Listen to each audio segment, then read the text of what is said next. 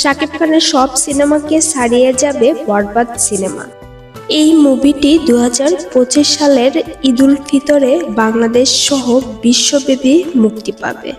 মেহেদী হাসান হৃদয় পরিচালিত বরবাদ সিনেমার first look motion poster প্রকাশ পেয়েছে।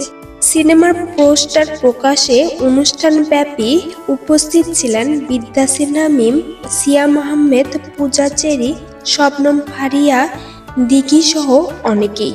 শাকিব খান বলেছেন, সিনেমাটি আমার সব ছবিকে ছাপিয়ে যাবে।